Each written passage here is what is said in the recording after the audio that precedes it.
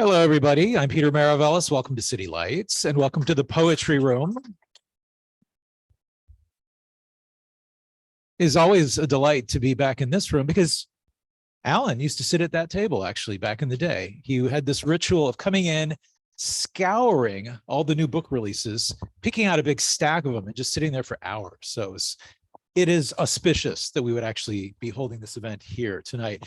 For those of you online, hello. And for those of you here, always want to remind everyone, we are beaming to you from the unceded ancestral homelands of the Ramaytush peoples along this peninsula.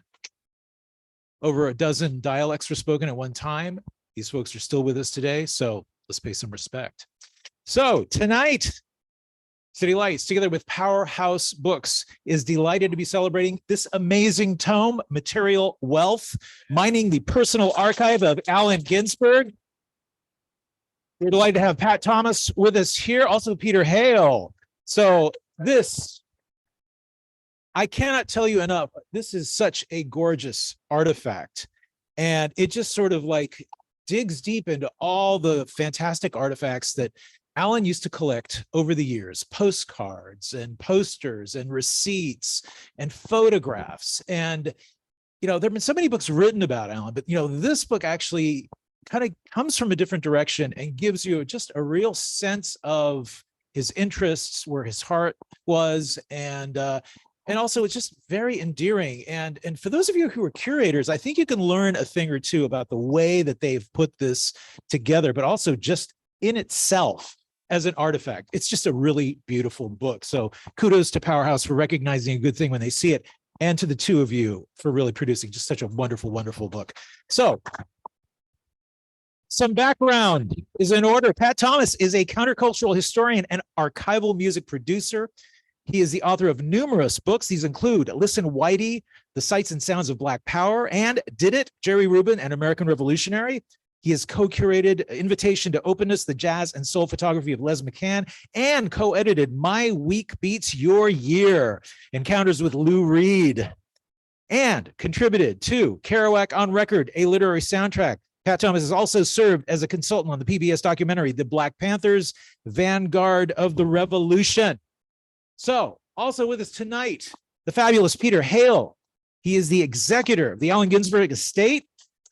He became part of the staff at Allen Ginsberg's office in 1992, and in 1997 helped craft the architecture of the estate, which it currently manages. So Peter Hale is also a very gifted musician, having studied guitar with David Van Ronk and also Danny Kalb, and piano with Peter Barberi. He currently produces his own music and DJs around New York City, and he makes his home in Ridgewood, Queens. Gentlemen, it is such an honor and a pleasure to have you both with us. Welcome.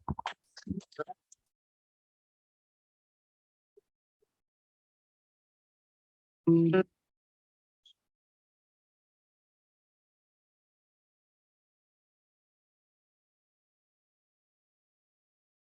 bomb, we bomb bam, boom bomb, we bomb bam, boom bomb, we bomb bam, boom bomb, we bomb bam, boom bomb, you bomb you, boom bomb, you bomb you, boom bomb, you bomb you, boom bomb, you bomb you. What do we do? Who do we bomb? What do we do? Who do we bomb? What do we do? Who do we bomb? What do we do? Who do we bomb? What do we do? Shabam, shabam, them. What do we do? Shabam, shabam, them. What do we do? Shabam, shabam, them. What do we do? Shabam, shabam, them. Boom, bomb, shabam, you. Boom, bomb, shabam, you. That's Elvin Jones on the drums with Allen Ginsberg. So people have been asking me about the title Material Wealth, because Allen was obviously not a capitalist, didn't have the BMW, didn't have the Hamptons Beach House. So the title Material Wealth actually comes from a recent Bob Dylan statement. Dylan says, seeing Ginsberg was like going to see the Oracle of Delphi. He didn't care about material wealth or political power. He was his own kind of king. He achieved what any poet could hope to achieve. I saw the best minds of my generation destroyed by madness. Very few poets have done that. Robert Frost, maybe. We still remember those lines today. Today's poets don't reach into the public consciousness that way. So it was remarkable that Allen had actually broken through. Normally I play more Allen music, but since we're here at City Lights, I'm not going to play the whole thing, but we at least have to set the tone with a little bit of howl.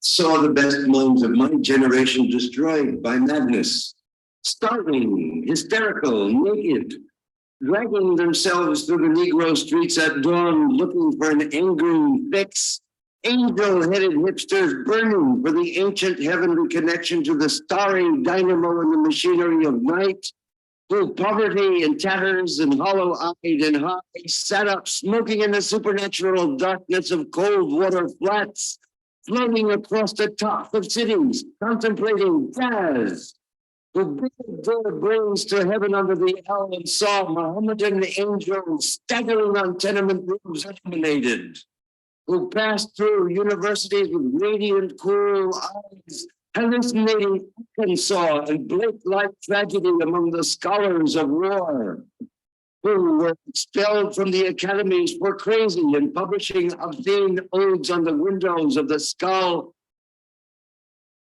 who cowered in unshaven rooms in underwear, burning their money in waste baskets and listening to the terror through the wall, who got busted.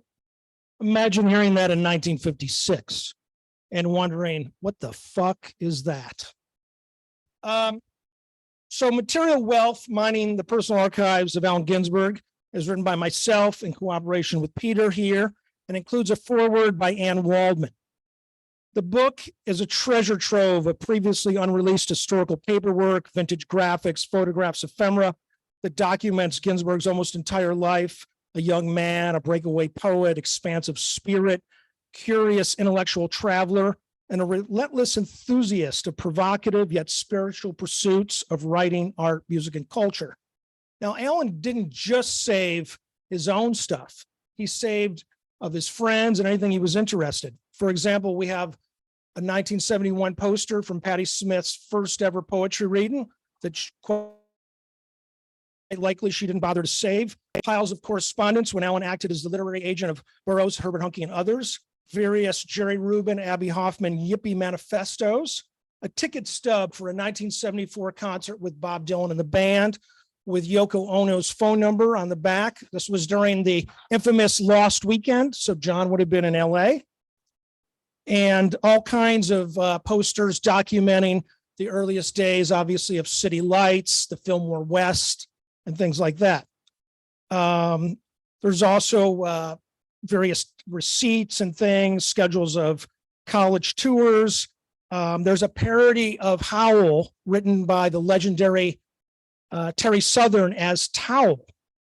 And then perhaps one of the most interesting things during the peak of the American Nazi Party led by George Lincoln Rockwell, the Nazis, of course, wanted to assassinate Ginsey for being a gay commie Jew.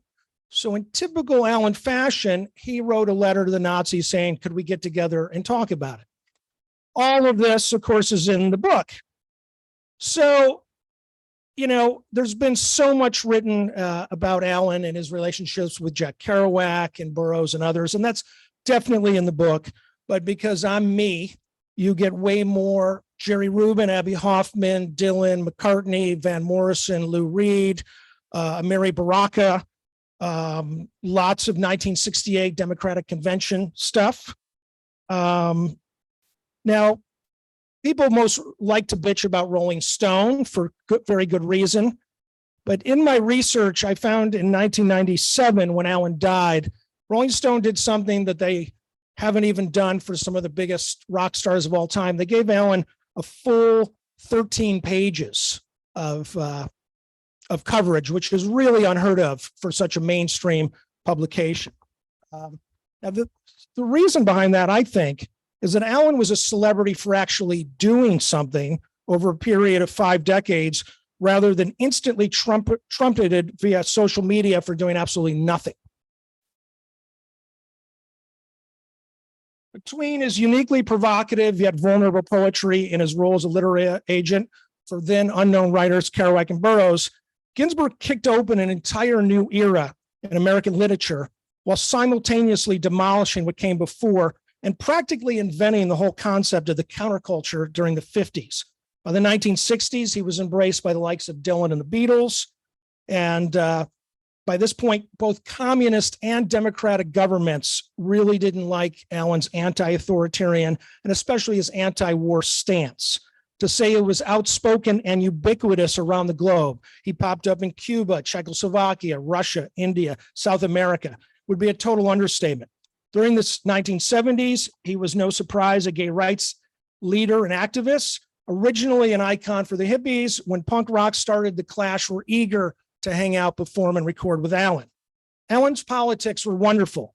Go fuck yourself with your atom bomb. Allen was the living, breathing, writing, performing embodiment of be yourself. We currently live in a society where both liberals and conservatives, both lefties and right-wingers, go out of their way to feel offended. Allen was open to discussion with anyone, nameless right-wing nutbags, all kinds of political activists, religious and political leaders of both the Western and Eastern hemispheres, even Henry Kissinger. There is an amazing document inside this book from the early 70s when Kissinger and Allen get together on the phone and talk about how to end the war. Allen suggests that they got on TV and they all talk about it naked. Henry, believe it or not, did chuckle. I didn't know Allen, although I met him briefly, but I miss his energy terribly. His public persona seemed warm, human. In the current world of sound bites, we never have a real conversation anymore. Social media arguments between strangers and just general one-upmanship, we've really lost the plot terribly. Working on this book with Peter has been a stabilizing, inspirational journey. Thanks for joining us.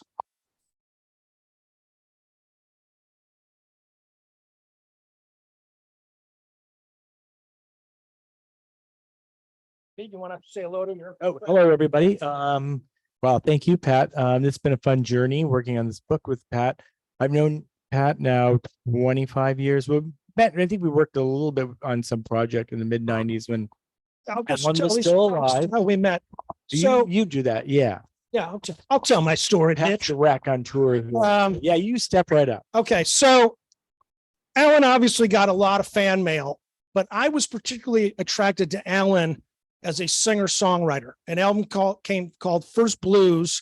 There's a few versions of it, but the double LP version came out in 1982, which was Allen with Dylan and David Amram and Arthur Russell. And to me, this double album was as exciting as other double albums, Physical Graffiti, the White Album, later Zen Arcade. So I started sending in fan letters.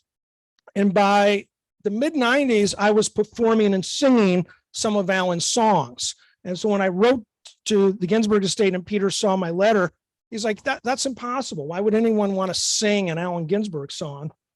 And so that was the start of a beautiful friendship, which later led to me producing and compiling several different box sets of Allen's singing and performing.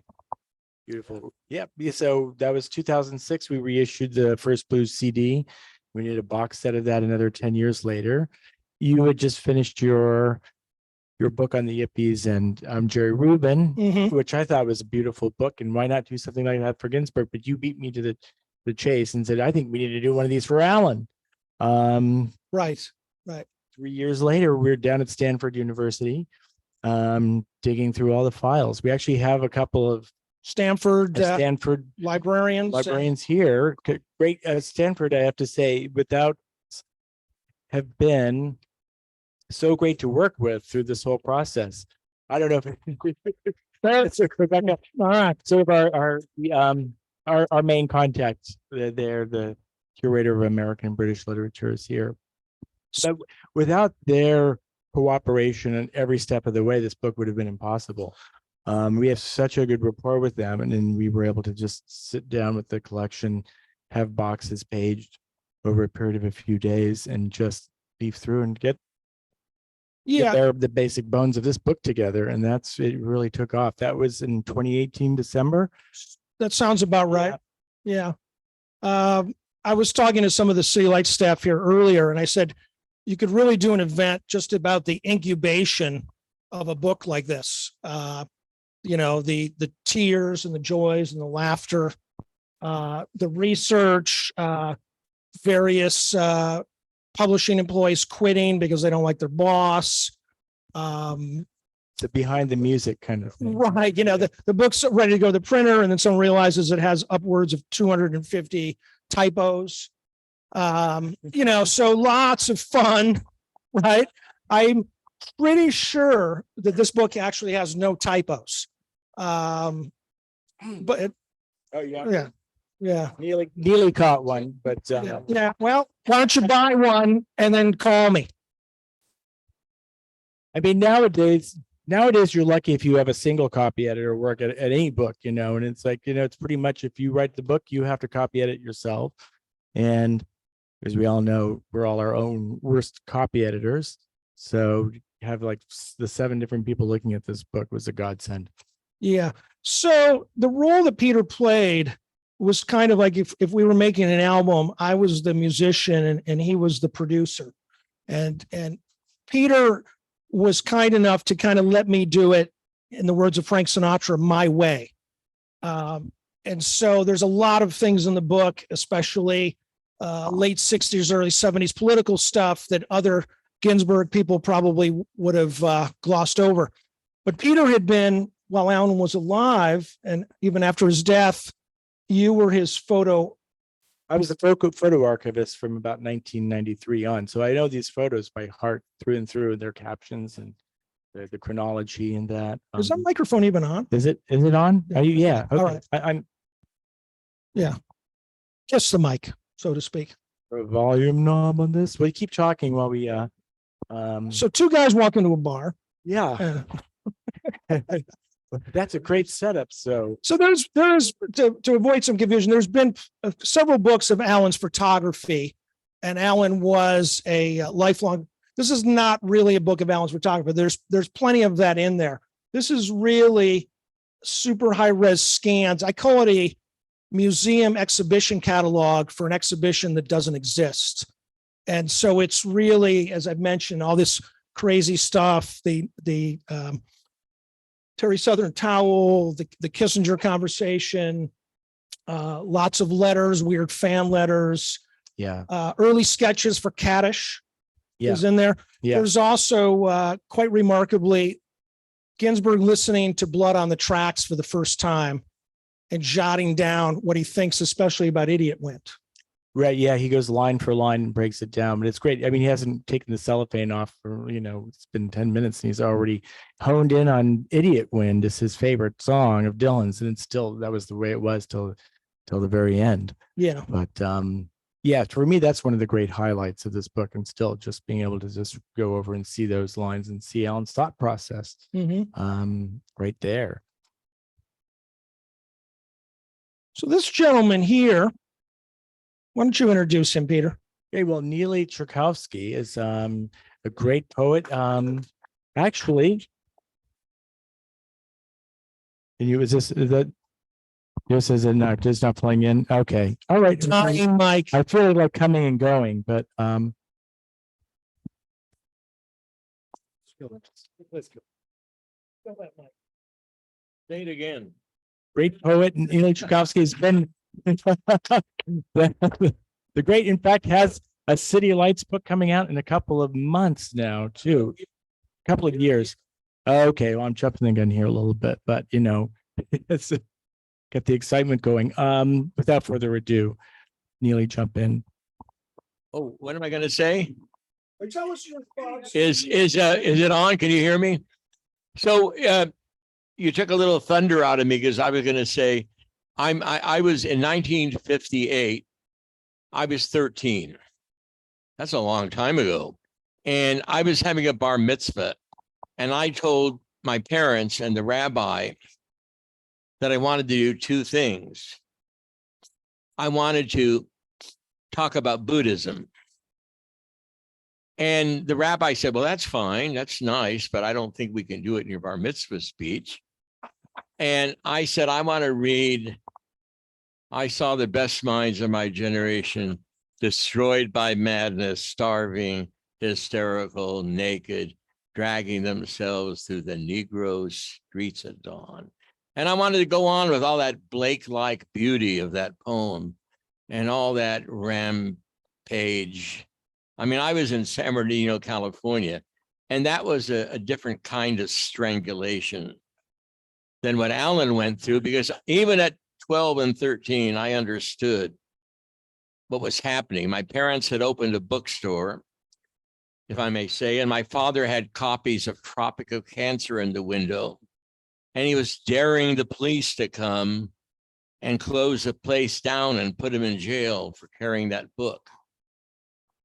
Keep in mind that just the summer before was the very thing that made Alan a celebrity. And that was the Hale trial. And that happened because the juvenile department of the San Francisco Police Department came into the bookstore and bought a copy of the book from the then manager, Shigeyoshi Murao. And that caused this international outroar. But when I think of Alan as a celebrity, I'm going to say this because I'm with somebody every day who's a big time art dealer, and he comes over 4 times a week to tell me how awful the North Beach poets are, and you know, we're not doing anything anymore, and poetry's dead. And I said, he talks about celebrity. You got to get on TikTok. You got to do 2 minutes on TikTok. Oh God Almighty, you know. So I quoted Whitman. I celebrate myself and sing myself. For every atom belonging to me as good belongs to you. That's what Allen Ginsberg saw as celebrity. I mean, he didn't ask for it, but, you know, I like what you said about that man really invented the idea of a national rebellion against the strangulation, against the superimposed madness. That's what that man did. And he lived by the dictum of Jack Kerouac, the unspeakable visions of the individual. Think about that. And they got that from Father Walt. And, you know, in a very strange way, and I talked to Alan about this, they got it even from Emily Dickinson, who a lot of people in the late 19th and early 20th tried to make into a doily because she was a woman. But you read that poetry and it is so revolutionary and so rebellious. And the religion in it is the religion of the sacredness of the streets. Now, my teacher, the first poet I was close to for many years, some of you know this, was Charles Bukowski in LA. And one day in 1966, he looked at me and he said, "Am I doing too long?" I said, one day in 1966, he looked at me, he said, "You know, I think I'm drunk enough now to say that Allen Ginsberg wrote the greatest poem since Leaves of Grass." Then he was silent for a minute. Then he said, "Isn't it a shame? It's the dainty little fags that have to lead the way." I told that to Alan, and well, guess what? 10 minutes later, we're in an apartment in New York. He asked me to call Bukowski, and they started talking. And he said, "Neely just told me what you said." And he said, "You know, I got an agent, Hank, and I want to get you with Harper and Row." And Bukowski said, "Listen, I'm not interested. I got a Black Sparrow Press. I'm doing just fine, man." Anyway, that was that. But I love that I brought that bound together. There's another thing about Alan, and I hope you look at the shelves today and find some poet you don't know, some poet you didn't hear of. I mean it. A little thin volume, and you might be surprised. Alan had such love and respect You hear about the Beat Generation, this, Gregory, Philip Lamantia. It's true. He that was a great thing about him, the comradeship. But he honored all kinds of poets who would never be known. One of them was semi-known Ray Bremser. Alan always wanted a big collection of Ray Bremsers. It didn't really happen too much, a little bit, not very much. There's a lot of people like that. Dan Proper was another one. And, on the other hand, Alan was also the side of Alan that I sometimes had a problem with. He could be very schoolmarmish, and he could tell you, wow, this is this and that is that. And, and to me, I always felt like Allen Ginsberg was a cranky uncle. But that's hard because, you have a guy like him, no matter how pious or self-reflective you are, you want something from him. Just like my dear friend Lawrence Ferlinghetti, it only took me 66 years to get a book from City Lights. And I think Lawrence is up there in heaven. I know what he's saying. Oh, Neely, I'm so happy for you. That finally happened. In 75, he published a poem of mine in a City Lights journal. And he said, well, what did that poem mean? It was called To the Ferry. And when I explained it to him, he said, if I'd known that, I never would have published it. So Alan was about curiosity. Alan understood. That's the key to any great writing. Are you curious about the world around you and the people around you, or are you closed off? Because now they tried to close down Howl. They tried to close down Naked Lunch. They tried to close down Tropic of Cancer. Now, they're closing down dictionaries, encyclopedias, Ernest Hemingway, William Faulkner, Carson McCullers, Truman Capote, on and on, all over the country. And you don't think it's real, it's real. And I hate to tell you what that could lead to. So Alan, there's another side of Alan, the public performer. And I got to say, just personally, as I'm speaking personally, I always had a little problem with that. I don't feel myself, I probably should. I'm not a performer that way. I'm a poet, and I want to get up and just read my poems. I sing Blake. I learned that from Alan, by the way. I sing introduction to songs of innocence sometimes, and I even do it in a way like Alan did. And I can tell funny stories and all that, but I have one, if I may say, about I did for these guys earlier, from The Godfather. You never called me poet laureate, and now you come asking for a favor. I will get your book published by City Lights Books, but then one day I may come to you asking for a favor. It may be a blurb for the back of my book, or it may be a review in a literary journal. So I do that, and I do Lawrence's voice because he was he was so charming, Lawrence. That voice of his. Two people were walking in North Beach on a beautiful existential afternoon, and they were making love like in Provence. That's Ferlinghetti. I can't do Alan, but that side of Alan that was a performer, the great thing about it was that he brought people out of the shadow, and he taught people to be audacious, like I said earlier. And then I guess that means to be curious and to think beyond the box, and to think outside of the schoolyard and outside of your teachers. And the other thing I got to say about Alan, Gregory, Lawrence, all of them, I arrived in North Beach in 1974 with a bunch of other younger people, and these people treated us like equals. They did not treat us like 25, 30 years younger unknown poets. They were like, especially Lawrence Ferlinghetti, because boy, did we go after him. We wanted the goody gumdrops from Lawrence. But what he did, he read with us at readings. We did readings with him. He came to Thanksgiving at my place so many times. Corso, this enfant terrible was hard to deal with. I told these guys, he gave me so many lessons in Francois Villon and people like that, and Edgar Allan Poe, that I'll never forget. For all his, I mean, I was not a druggie. Oh, I was an acid head. I forgot. Big time. Jesus Christ.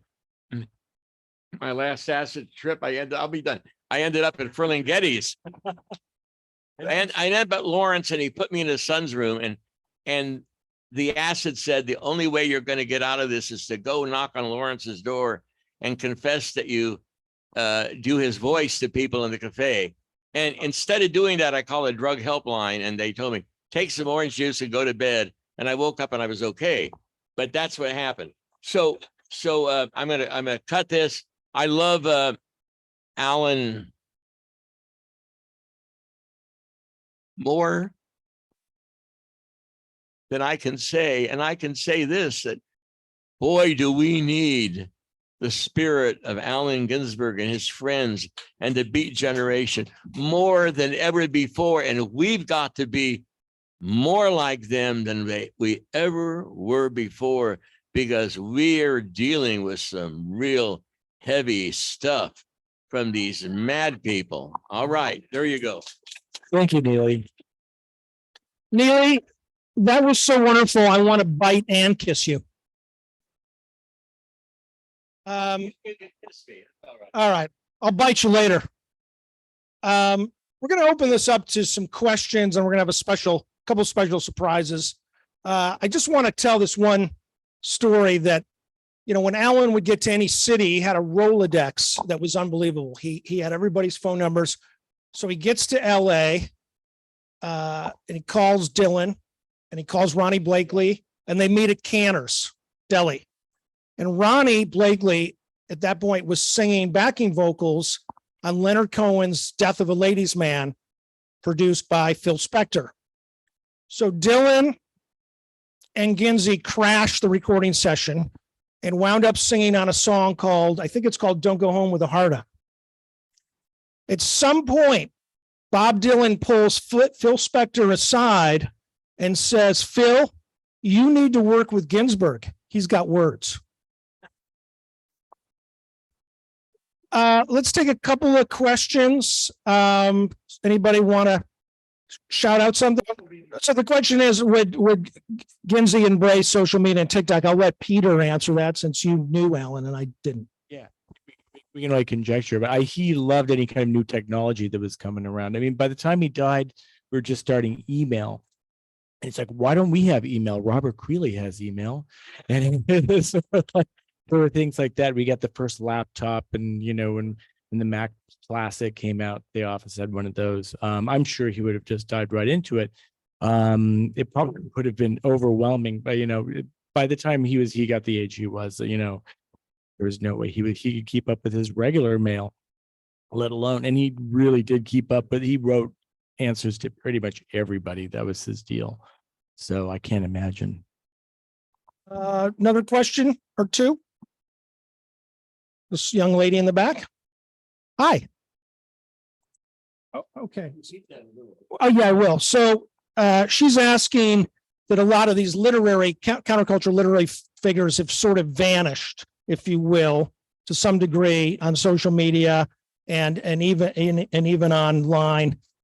The problem is, in my opinion, people don't like to read books, okay? And Ginsberg, unfortunately, suffers from, it's a cool name to drop. Hey, man, I'm into Ginsberg. Have you read anything? Well, no, not really, right? And so Ginsberg's books, I'm pretty sure, are not selling in the quantities that they should be.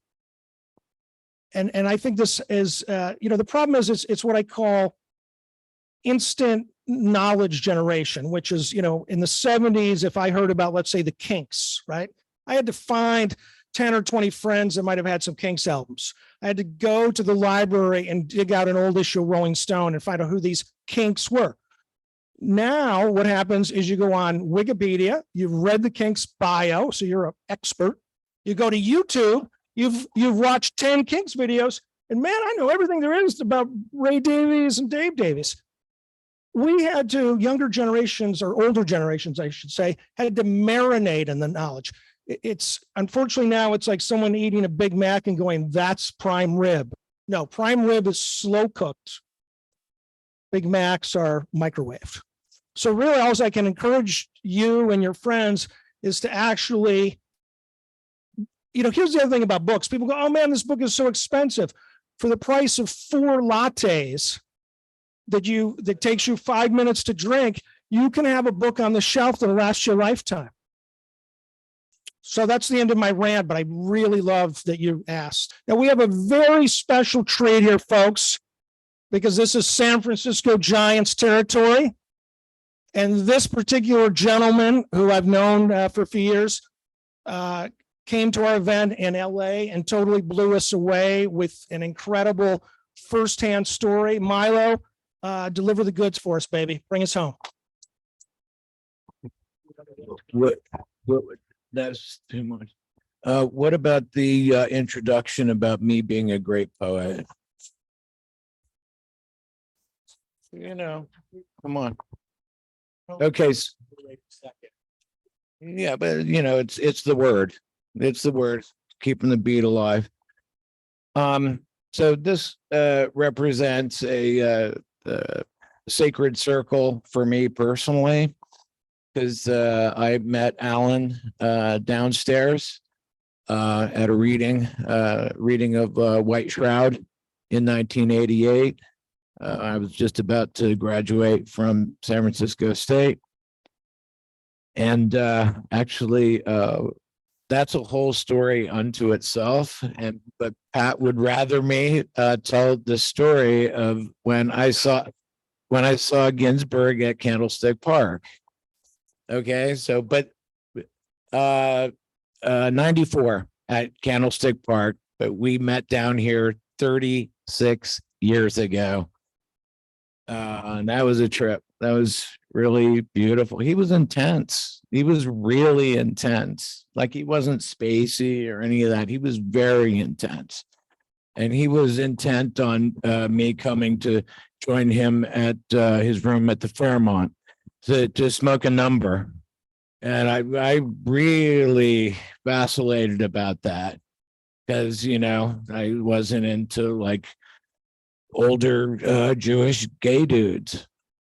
I don't have anything against it, but I'm just not homosexual. So, and I knew what that would get me. I wanted to spend that hour or whatever smoking that joint with him so bad, but I've been in other situations with gay situations, and they're like, yeah, let's get high together. And it's like, yeah. And as soon as you say, no, I'm not down, they're like, get out. It's like, really? Okay.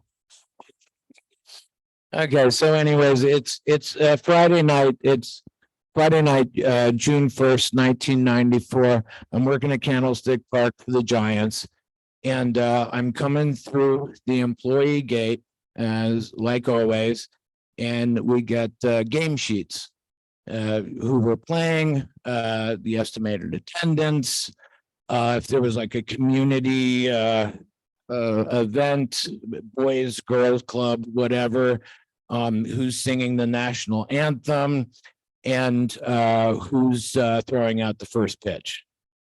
And I'm looking down, I'm walking to the box office, and I'm looking down, it said first pitch, Allen Ginsberg.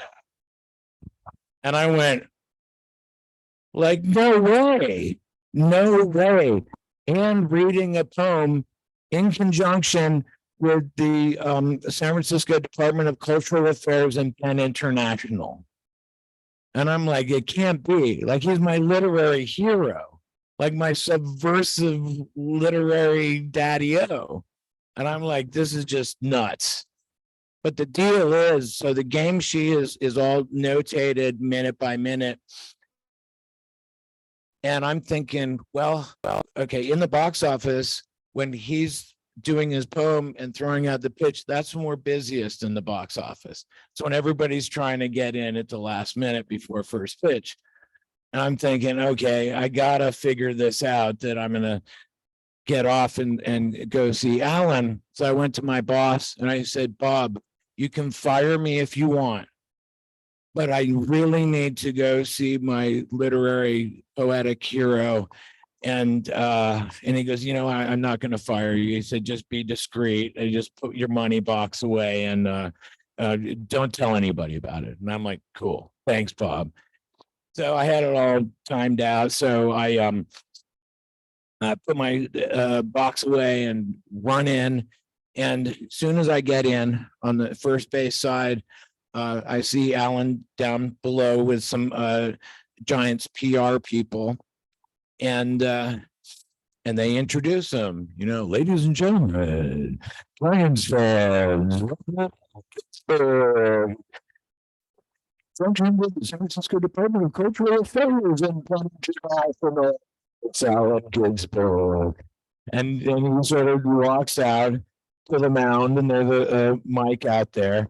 And the whole time since I saw that he was doing his poem, I'm like, what poem is he going to read? Do like Supermarket in California, or is he going to do Sunflower Sutra?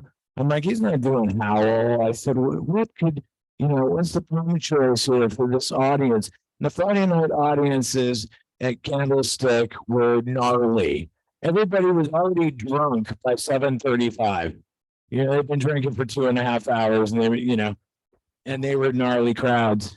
And I used to be one of those gnarly crowds. But anyways, so Alan goes out to the mound, and he just starts in. Who bomb? Who bomb? Bomb who? You bomb? Who bomb? You bomb? You bomb? You bomb? And all of a sudden there's all these jeers coming, from the upper deck. They're like, oh, like, who is this guy? Because they gave him initially like a smattering, polite smattering, and then all of a sudden it's like starting to rain down in boos. And I'm just thinking, this is so fucking radical. This is awesome. This is so beautiful. And the boos and the jeers keep coming, and he just like hunkers down like Henry Rollins or something. Just like digs in, it's like, I mean, I'm exaggerating, but he just digs in his resolve, and he just like, you don't want the bomb, you don't want the bomb. And he's just full on punk rock. And I'm like, this is so awesome. I'm screaming, and the boos and the boos and the boos. At a certain point, he just like literally does a mic drop, but like disgustedly throws the mic down to the mound and like just walks off. And he's just like, fuck this, this is San Francisco drunk yahoos, what's up with this? They don't appreciate fine poetry. So he comes off to the dugout where the Giants PR personnel are, right? And they're sort of like, you still have to throw out the ceremony of first pitch, right? So, and he's like, fuck this. He takes the ball and he just sort of like trudges out to the mound. And you've heard of anger athletics. Somebody's really angry and then they channel that. And it's, like that. Well, he steps on the mound, not in front of the mound. He's on the rubber, and he steps on that rubber, and he just leans back, leg kick and everything, and he throws a bullet, a seed. And I have the photo here too, by the way, which I'll pass around, and he's getting air. He's off the ground.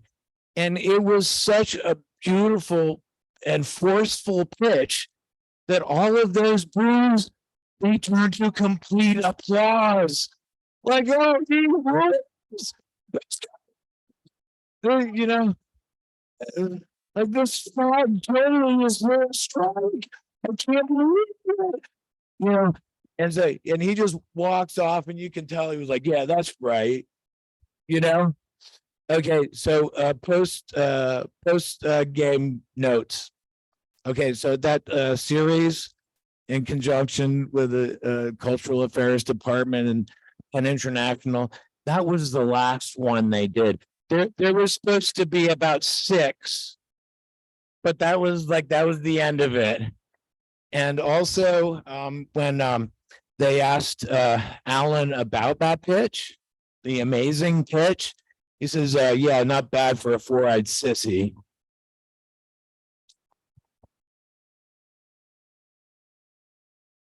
Thank you.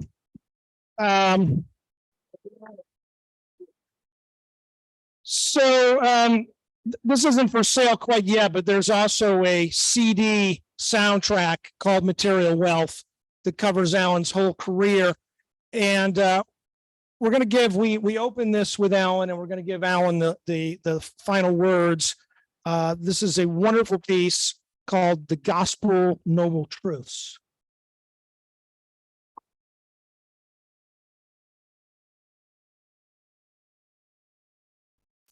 Ed Sanders and the Fugs in the Fugs revival last week at Bottom Line. And in a while, Don Cherry will appear and play along. Begin with music. Gospel Noble Truths.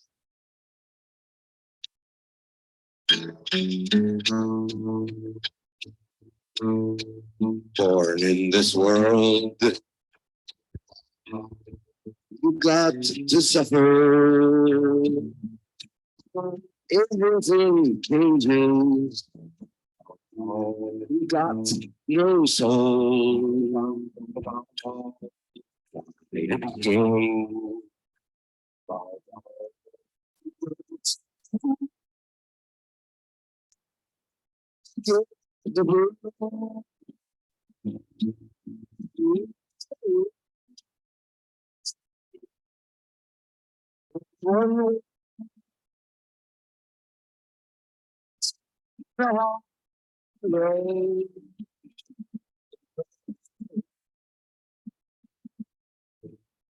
Steps you fly.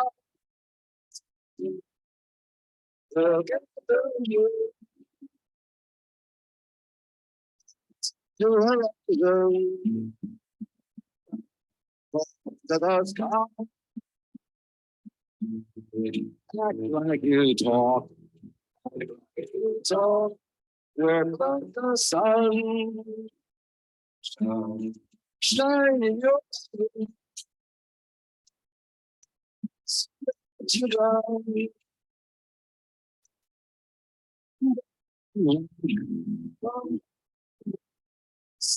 You sit down. Sit down. When you breathe, you lie down.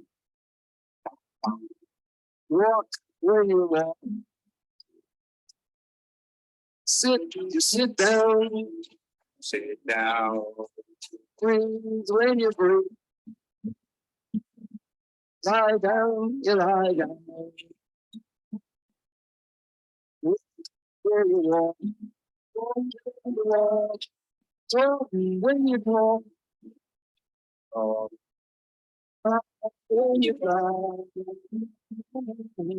Lie down, you lie down. Die when you die. Die when you die. When you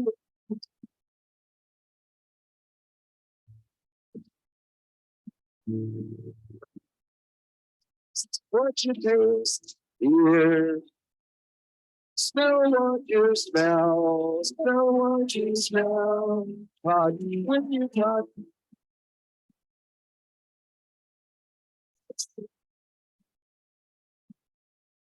Taste what you taste, hear, Smell, you smell. What you think you might do? You might make a mistake. You might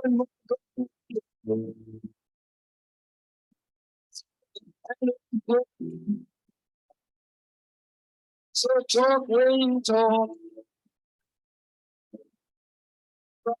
When you cry. Lie down, you lie down. Die when you die. Die when you die. When you're watching, taste what you taste here. Smell, smell what you smell. Touch whom you touch. Think what you think. Go, go, so. Die when you die. Die when you die. Lie down, you lie down. Die when you die. Die when you die. Die when you die.